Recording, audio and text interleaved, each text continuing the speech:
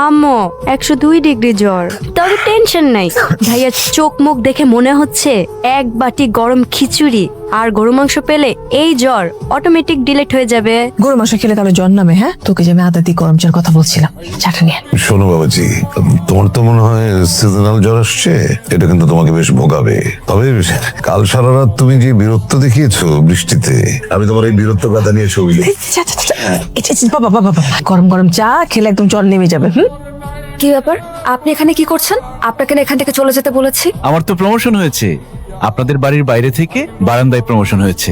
ভাইয়া শহরের হিরোরা গ্রামে আসলে তাদের জ্বর সর্দি পায় নাকি? এটাকে ইমোশনাল ব্রেইন ইফেক্ট বলে। এখান থেকে যে কোনো একটা খেতে হবে, তার প্রস্তুত খেতে হবে বাবা। এটা কি পিঠা আন্টি? এটা হচ্ছে পাখন পিঠা। আবার বৃষ্টি আসবে মনে হয়। স্নেহা, তোমার আপু তো ছাতা নিয়ে যায়নি তাই না? না। বাসায় ছাতা আছে? হ্যাঁ। দাও তো একটু, আমি একটু আসছি, এসে পিঠা সব খাবো। আসি আঙ্কেল। সাবধান বাবা।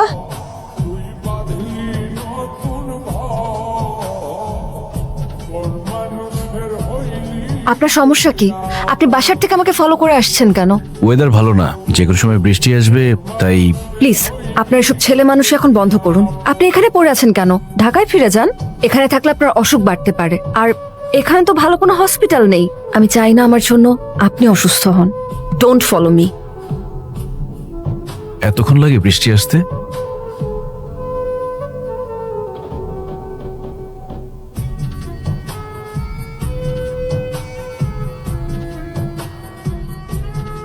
স্নেহা, কি হচ্ছে এসব? পড়াশোনা নেই, সারাদিন খালি খেলাধুলার দুষ্টামি। বাবা মা তোমরাও, তোমাদের কি কোনো কাজ নেই? কেউ হয়তো তার সব কাজ ফেলে রেখে চলে আসতে পারে, কিন্তু তাই বলে তোমাদের তো বেকার বসে থাকার কোনো কারণ নেই। যে যার কাজ করো গিয়া। ওনাকে কেউ খেলায় নেয় নাই তো, এই জন্য মন খারাপ।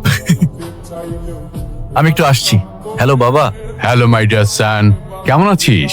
গ্রাম কেমন লাগছে তোর? বাবা, তোমাকে বলে বোঝাতে পারবো না। I am living the best time in my life. আমি খুব এনজয় করছি। আমি আমার শান্তি খুঁজে পেয়েছি এই গ্রাম। বাট আই মিস ইউ বাবা। বলিস কি? তাহলে চলে আসে এখনই? আরে না না, এখন আসার সময় হয়নি। আমি চাই সময়টা হোক, দ্রুতই হোক। ডায়মন্ডের রিং আর মিষ্টি বক্স কিন্তু আমি রেডি করে রেখেছি। এনে কোনো আপডেট আছে নাকি আগের মতোই? কি হলো, স্ট্যাচু হয়ে গেলি যে? বড্ড জেদি বাবা, আমাকে দেখলেই তেলে বেগুনে জ্বলে ওঠে। জানি না সাকসেসফুল হব কিনা। ঠিক তোর মায়ের মতো। তোর মাও কিন্তু এরকম জেদি ছিল। আমি কিন্তু কম নাসরবান্ধা ছিলাম না। ভালোবাসায় ছেলেরা যত নাসরবান্ধা হতে পারে, সাকসেস হওয়ার সম্ভাবনাটা ততটা বেশি। লেগে থাক। All the best. Thank you বাবা। Welcome my San.